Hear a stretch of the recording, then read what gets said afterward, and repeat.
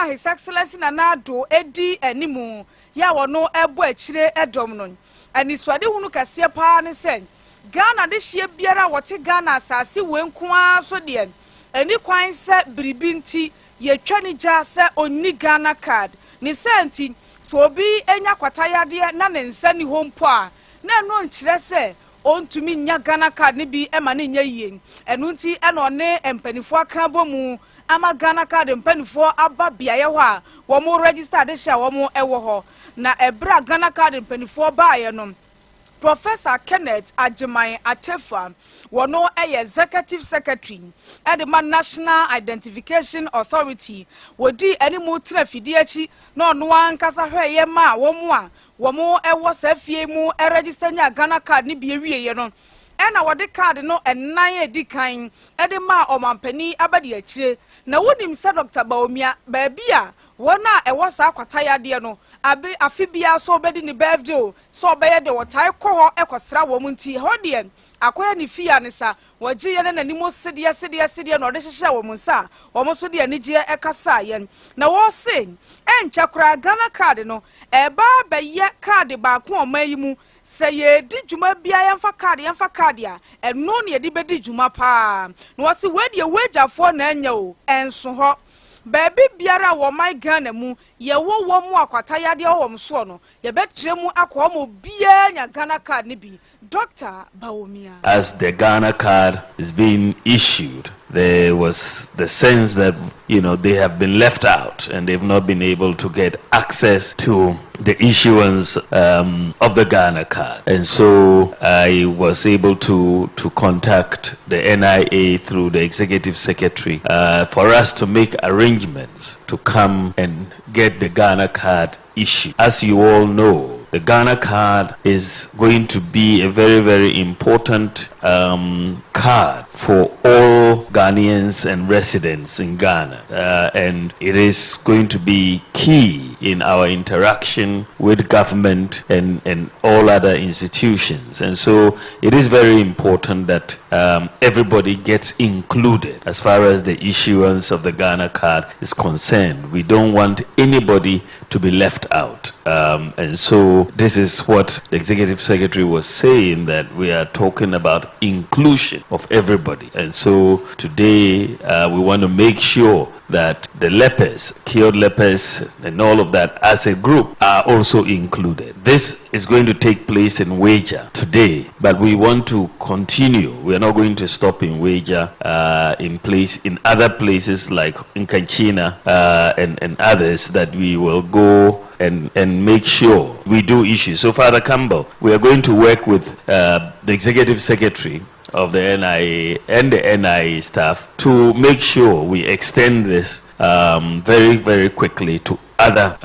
places of residence of the lepers across Ghana. So we have to do that. What is very, very important for us to note is that the law prescribes that you have many mandatory requirements as far as the usage of the Ghana card is concerned. There are 17 things that are specified by law that you will need the Ghana card to do. Omampani Abadiache, His Excellency Alhaji Dr. Mahmoud Baomia.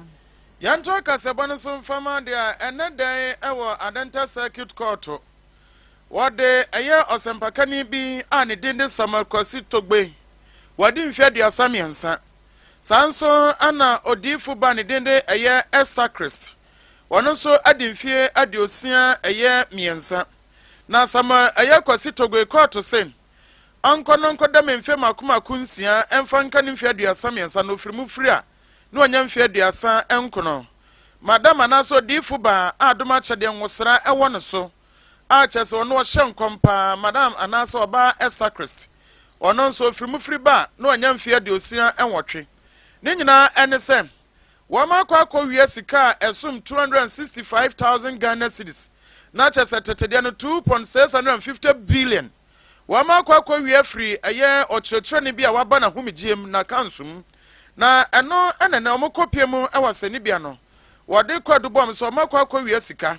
eye togbe na se sogbe ene estai wama kwa wiye sika na pa se obi anyame adom ne nwosra ewo mso a chese eye Cornerstone Ministry International ɛhɔ ne bia ye bo mo eye saa sofri na chese mo fontitiem na nyame adomatimi aba eye omamu na mo kansempa na ne mo na ba beto ja trem sem wa bra ye de eye sobo no ebo mo no ana beto ja trem se saa eye won na ondin ede eye togbe kwasi Samuel ane eye Esther Christine anese eye pando ana na wo mo afri eba besi eye enkran a wo mo eba be bom paye ediama eye sa lecture ya sabie waba humjema ontiapom woda yare mpa so ntimi nsore anya hwe chese wo mo eba be bom paye amana atiapom na no mba bedru eye sa lecture efie ya wo bedru fie on ma chese wo mo ye bia ye o mafam de bia se na wo ma bomutrumu pose lecture owo sika pa ne sent no wo mo behwia ebo modin atimi wi asikai ekobi accounts foforo ede kokotu mu na no ana beto da trem sem togbe ene esen ekobi accounts foforo no ana mo de sika ni nyina kokosie mu na no na beto da trem sem lecture no so di mfie adiosom yenu 72 years ya wono da yare mpaso sabio owo obi a wo hwe no fie nkakra de be friends housekeeper no na eye sa odi fuban eno sempakani aye don betimi bia ma eye lecturer pamo eye housekeeper ya free fie say on pam no no na ye obi a oye no o ma ne yade ne mu yade a o ma no ho entumi entonom na no ana police for do masoto fo ye hwehwemu aba be hu sem sa eye odifu ban ni osempakani ewia 265,000 Ghana cedis no wo mo de bi kwakoto ye tipa truck sanso ana Hyundai eye mate bi choso mo koto mienu no mo sanso ko han eye store so ahodo ne shop ewo oti region wo mo ete ano chesaja wo ma ba bebu eye lecture no afaso na post for bo modern do maso toto from akoso mu mienu pati se kua odo ko dina sani bia eno na eye togwe wono din de Samuel Kwasi ede beto coordinate so pakwato no achew no nim sade na oba be na ba be wie ne boni sen na mo no ni se oba be ye ama lecture no ho atumi atonom obi so de fuba eye Esther Christia wono so asomade to coordinate so pa no chomo mfa nche no na obi na be fa no free eye ama no ne ede no ba be pie mo man Ghana se omra no mamre nyame adwuma na no nso nim se adwuma ba be na no nso din ba wiem esen na no ana pm pani pot na dwam e wa dental circuit court wonne owura yire eye sedinam awo eye baloka ehwe din no hwe monim din no se obi amukita bible ka nyame asem hyenkom na mutimi tutu ahomone pa ye nyame adwuma ne anwonwadwuma no anmodi eye mrento nsem se dia ene wo odifu ba no maame eye Esther Chris kone kodam mfie num Samuel Kwasi Togwe onso kone kodam mfie num na afrimu firi ba ewo nya sa de ne bio eno ana prosecutor ne din ade eye chief inspector Maxwell eye Lanyo ade to eye edwatrim sem eye opani awodi mfie de osumie no ne din ade ana oba pani ne din de Margaret eye Zanzu ono eye churchere ne otekpando ana bo amode eye aposifo asotre sem sei ana ato eye ne nipa a ombefa wo modom ko aseni bia Udi echi ewe Facebook ne so ana wahwe wani so ade bio mra hyebedwafo ekọ asetena enura da na wodi onmonyamfo James Jachi Kwesin ema na gina adinsi account ma chada sanyina se aba de hye wo asen no fotoma no se oni wonanim se mra hyebedwani no ena wonimonyamfo abansoma na bagben ema ni dinsi kantam no wo wieye no enon wenyafo Kessel ato force ni ya wono eye mrahye badwani ma de hia ewo enyan esiem abato mpasua so ofimfim mantamu oye minority leader osorigina no se Mr Speaker nyame eye adom abre bia ye nua Jachi Kwesin na sam no court ebe frɛ no mpacho se wa hunu ye wa ha ye kwatai na chi ama ye kwakwakyerɛ ye do ewo court dem ho nti wa hunu ya ye kokora Nana no pay nana kwame owusu nkwanta bisa tenase na wo magana de hye nyina che wo sompa ade ache bia so wo Sunyani ha en wo to nsa emane producer Sir Joe for executive director Edema Parliamentary Network Africa Ura Samuel Obeni ni di nkomo no ne agya be kasa no se asam won monyamfo atofo senkan no uhunu ne se no se but se wo mu wo ekwan so mbekwa akotai wo mu nua Jachi Kwesin achi ewo court no de ne kwan so ano no nemmom emra hye bedwam ho no niema bi betosi minority MPs a wo parliament no wo mu wo ho kwan se woman nipa omo nipa bi court one betimi di nechi e dia court so say woman ko show solidarity. In fact, it remains within their rights say court proceedings because na court no ma ho kwan na open court ni ade they can go in there and sit in and listen to the proceedings. However, say woman court no ebe affected the proceedings in parliament. Na hona say me hu no say the actual forcing the indication of my on the floor of parliament.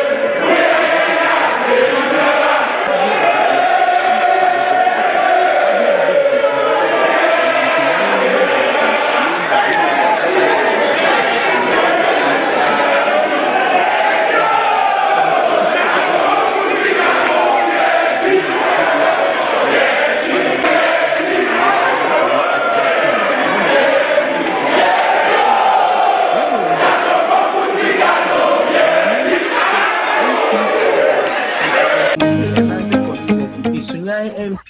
ebia me person me bisa minister for roads say kwan we da me important mu hayi da ben na ebetimi awie kwan no ana say kra we wo me important mu so hayi da ben na electricity beba ho ne ade say MPs nyina wo minority no free parliament during these periods na chere say yenso timamufo ana constituent nyoma e fire ho to say some of these things direct issues e fire ho no e be suffer because obibia entimi entra parliament who belong to the constituencies of these minority MPs no obibia any who parliament obetimi bisa sasem on their behalf. Enwachi nana Kwame Nkwanta bisa ne se abaya ya to ya do no nyamfo jemjachi kwesin eba amrahye bedwamu bio ya sin of by election yes sikatua na parliamentary network Africa muhunu ne se abato mu jiwe na toma me no ese eye hawo ma ya na. It's a very, very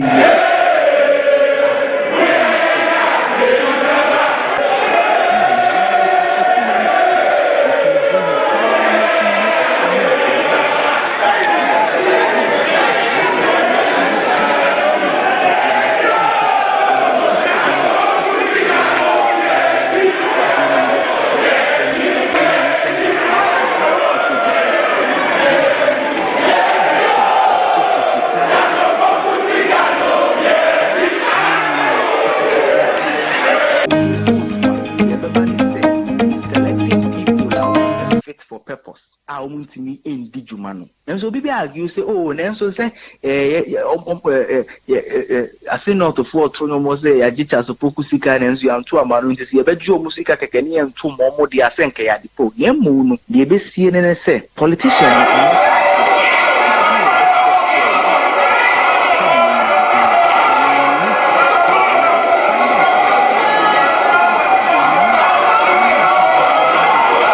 Yamfane say me Kwame Ben me ko contest MP na galamse ni bi illegal mining ni bi ebehu me say oh ura Kwame I mean support to campaign and I me ko contest president I mean support to campaign. Ora Samuel Obin executive director Parliamentary Network Africa. Yento aka se bon sunem fanko piem ewo Sremantifi ehinkro Tamale. Na Tamale High Court kwa asetena enrada edi nipa mienu tum se wo monko na monko da fiase emfie makomako du emienu na wo mfiri ba wo monko nkodi awu ne nyina ne se oba ne dindi Hajia Sarina Muhammad ene na Latifa eye Bumaye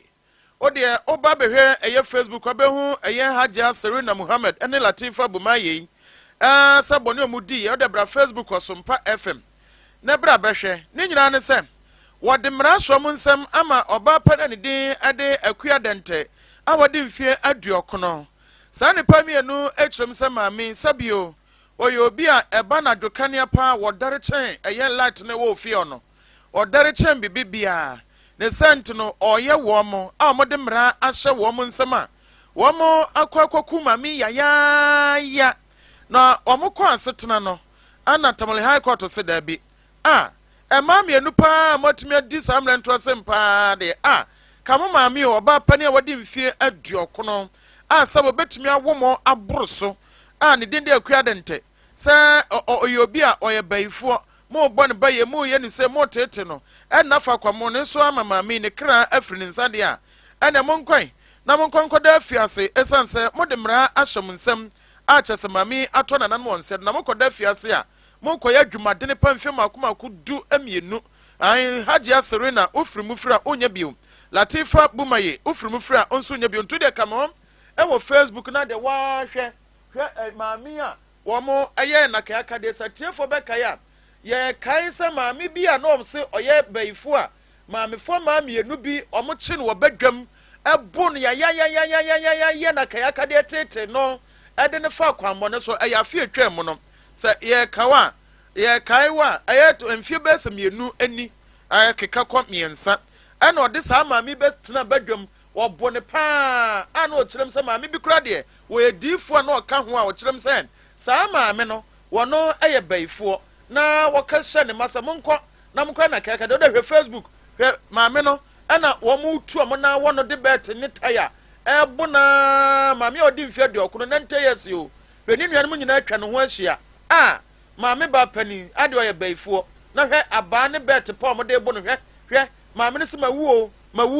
mawuo ɔda fam hɔ na no ana beto da kyerɛm sɛ wokɔpiem ɛwɔ East Gonja ɛyɛ municipality wɔ ɛwɔ Savannah region ɛne ne mpatam hɔ a maame ɔde mfie aduɔkono yi ɛyɛ adeɛ sɛ ɛyɛ brono bi anaasɛ baabi ɛfɔ no ɛyɛ kafaba ɛhɔ ɛna okokoku no ɛwɔ July bosome no ne da na ɛtɔ so aduonu na kyerɛ sɛ mfie mmiɛnsɛm a ɛna yɛwɔ yi maame a ɔhwɛ no Facebook yi maame fo mmienu Hagya Serena ɛne Latifa ɛbo na wɔbɛdwam ɛma maame no yɛ mmerɛ ɔde ne kɔpie mu ayaresabea no na watoɔ nananom ɛwɔ nseɛ do kɔɔto se wɔnkɔ na ɔnkɔda afiase nyako awerɛ ho 12 years obia 12 years each yɛda kɔɔto ase honhom yɛmfa abaa nhwe no honhom de yɛmfa abaa nkora nti na ɛkɔ asɔre na hwe abaa no yɛbobɔ nsam ne yɛbobɔ bɔnsam tumi sere saa no de ne nsa asere na furu so yɛmmo honhom so ɔyɛ bayifo a yɛmmo no bɛyɛ ɛyɛ honhom nti wonnim honhom mu sɛm na wotwe abaa sɛ wobo abrewa ɛna ɔkyea me ansa na wobɛnyina duru saa mpɛmpɛnsoɔ no na wabrɛ mu ate aseɛ nti sɛ obi anyini na wama wobrɛ yie na wofi sɛ ɔno ne ba yie na ɔde yɛ hwɛ abrewa wei abrewa wei na ɔkyerɛ me wo a woyɛ diifoɔ baa na sɛ prophetess o sɛ a priestess o sɛ ho ahwan no you should know better sɛ yɛ honhom ampa yɛ biribi fa pam honhom ne wonim sɛ honhom yɛtumi dwodwo ano nti sɛ wowɔ tumi ampa Bible kora sɛ yɛwɔ tumi wɔ yɛ mu a yɛkɛtrɛ ma tumi ne ahoɔden wɔ yɛtumi ka kyerɛ po yibepɔ sɛ entutum kogu po mu na bɛyɛ saa na abrewa ɔmukuno ɔmbo no mani wuye nti 12 years yɛda kɔɔto ase paa na yɛnkɔ yɛnim ɛwɔ nsɛm foforɔ mu abra wugu so edi akyi ɛwɔ yɛ Facebook ne so na wahwɛ w'ani so adeɛ sɛ bia saa video no wanya bi ahwɛ a w'ani so adeɛ na mmerɛhyɛ badwafoɔ kɔ asetena nnɛ no wɔwugu so toato adwene a obia wɔ kwan a otumi ɛkyerɛ na adwene wɔ nsɛm bi ɛha ne ho enti wɔwugu so na mmerɛhyɛ badwani ma ade hye wɔ Krachi West abato mpɛsua so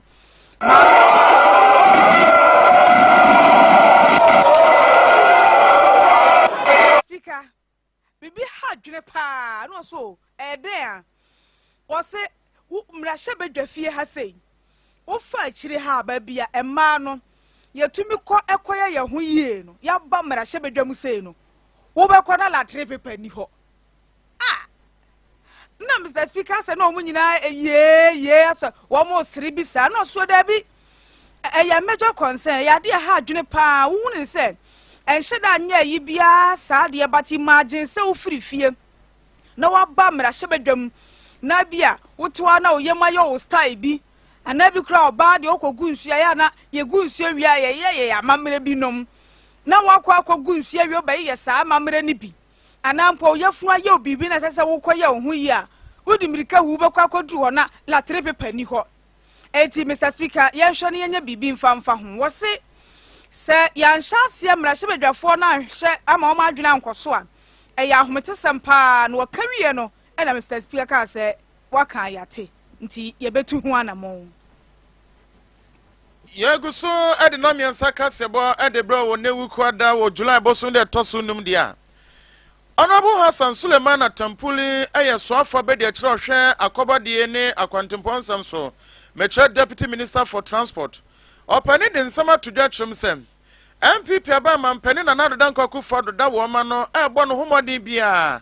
wo man Ghana mu nkyerɛkyerɛ de efre no nationwide electric vehicle policy no wo san nkyerɛkyerɛ nse be ya menu mie no betumi ehun fasodie ni atumi ate ase se be ya betumi yi cars ahodo ne na montembo se tuo wusie kumo na do ha ahodo de benti wiasa fa na nyina no de efre no climate emergency no ade se ebi ekoso ewo oman Ghana mu ne sent no emrahye bedwe no digina mudema wono ogushegu constituency wo Sremantifi no ha ono ene Honorable Hassan Suleiman nan ende ababa tudwa echemsem wohwe aman dodo no wo ha ene aduakunu ensia 196 countries wo wiasa fa na nyina na age atuma wado nsa hye sakrate ase ende baba tudwa chemsem sakrament change wo emfempi mienu ene dunuma wamukon nhyama mu uje atum sebe asa na monton betimi aba na wama yi petrol ni diesel car na fra na mum aba ba electric vehicles no ade se Ghana so ka ho bia wamugusu kyerɛkyerɛ pam na ode sa ntobo be piemu ewo techuman a wode ebetu dwa etrim sem de efre no mobility transportation policy no ade so de ba be piem ewo bono ene ne mantemetitru bono east a wa be piem techuman ne sento no nim de ene nananum nyina agi twiba be piem ho ene onya bre ekyere wo mu sei Miraso say ewiase nyina nkankara Europe ni America ni Asia my bebre e de bibia e friend no electric vehicles cars and use petrol and use diesel and use electricity no nkomo na ya wedi ni nti answer na bibi sa beba no e wo pa say e wo say wo engage akranko nyina nti ya colleges bebre na ya bedu ono East region tichima kuma na ya engage district assemblies civil society organizations decentralized institutions the candidates ni embiamia bebre ti ni alcohol ni say every say na send e dream nipa bebre any electric vehicles no answer kra send e dream na omama ya ideas bebre na megidi say ye koi the ideas no be kof na ya kobo ye minister honorable Koko for real siama any energy minister honorable Ratu Koko Pepe Juara Fredo Napo Reva ko catch mo say ya ba na ya give feedback every bono East region free na just china ebeko ahafo region na ya ni omo akodi nkita ho na ebeto asosa akosika ma ebe yi ni na the regional tour ni na na fe dia ya engage national house of chiefs council of state teachers doctors nurses MPs ni groups people I was engage omo na yentimi for omo ni na adwen na ekire no ya timi afashion policy bia ebetimi stand the test of time. Honorable Hassan Suleiman Atampuli ono Deputy Minister for Transport North Central Mrashebedwanin Adema wono wagushegu ene ne mpatam na ate so de sanchiremu ya obepiemu ewo bunu isa him kro techuman wode atu dwa na no na mekobi ne manka bi de sa yi vehicle policy ya mpanimfo gu so kyerɛkyerɛ ewo man Ghana mu ene wiasa fa na nyina o man Ghana ka ho bi no wono obepiemu ewo dwumade na sene ewo techuman ene wono kan bi enso kyerɛ wo amadwene pa se wo momode kyerɛkyerɛ ma adwen kyerɛkyerɛ no enwura dodo na so na nkwankoye emrane wesi dabi wesi sei bi anka ho se ne bim kyerɛ madwene program ram buy no utimu say a good idea about implement it but any kai no anything bia na positive bia there is negative behind you be say questions be brave for ho the answers no de mai no eto asumu we talk with the economical way of living say ade ne demand more no na price ne kosoro nti say be boa be omo chire manti ase ye adwuma talk about the your oil system because you will see etie be see we omo chire sa no nya be limitation there is a be free mu there say in a way no e be boa ye we did the Mustafa Yebu akopio so hwe sa regional regional consultative meeting ya ye ne ya say Ghana ye be introduce electronic cars ya ye de beba system no mo no a good idea say car emfututuo ebe bo bebre na to bi ya car exhaust pipe obehwe na aye bebre mitifu se ni na bebo ma ye environment no ye nya sound one na boy nyina ma ya ohoden dia bobra meso ya from Osai Gordon city gas commander and also road safety officer Techmano in fact workshop way aboye pa and am there share said the patrol some said the minister Mayati say ebedu mebi no na patrol some Russia ne na for agreement e bia na price na nyina fa konje be ma patrol boye dream bebe ndi sa electricity jumadi aye di no den ebe boye den de ebe boye ne say said o mo asi acheche mu no say diso na say ye nyina agetum na say be ya dwuma ye nyina be nya honfa so and am say hwe wiase afa na China Kenya ne ba bibi o mo abobo US ne Canada no ma 2030 ne 2040 o mo hwe de wiase nyina no ye electricity cars ne be we eye won no nsu kopie mo dwumade na so abra no ye nkyerɛkyerɛ ade ama won na sɛ oye oshenkani anaso ye ka wona na wo mu ehia nom ye san nkyerɛkyerɛ no ebi madwen kyerɛ ana wote ye no miso fruit drink eya no de ahofre wodwa so na de tie nie ena nkrofo ware wo mu to mmadi ye di badwam dwuma bi asesa ye serve a eye miso fruit drink na o ma ne chele sa no wa woso no be se mu api onna mumiri mu se na ekoboko na kogu yam twon 5G drink wodwa so na eno ya na media metai kamfo ma obi a wadi banku fufuo emutuo abetie ene gobe na sa da osu bi sa no ase wa me wa ye cheko wa ye kondore wa ye foshe wotoa yam de ofo eno no wunya 5G drink na eboa maduane digest ntem efri se sa gwara na ne jinsin na ewomu no na dwuma ye no na maduane digest ntem ebia na wo so watena sisi so ye dwuma wo wala tuwo na wo wala sa wo koto na wo pagya wo mu wo bewie na wo sisi wo ntumi ntrene mu wo de no eye 5G drink unya bi enom a eboa ni padua ne ye oba Sompa FM ye wo night market a obenya bi ato na mmom open duduo mu ona wo achi na pasa yankasa ye digu ye hyen mu ba obefra 0246 270-221 0246 270-221 na yabejo so edibi abro ya fa to traffic mu efisa hode e chance kaduro ekọ wa na da romanti ena wiei yetumi ebesom wo kase abodam fo boa no mo wura kwadwo papra esemu sesemu fo pani DJ Kazopi ne Prince ena de yekọ abefo kwan so mi dinde ekuenya ko abro no mawie mene ocha me kwasi nimo ya sorry na owura boaje boadi yawo e de Sompa drive atwaso amanfue jackpot mu hini nabo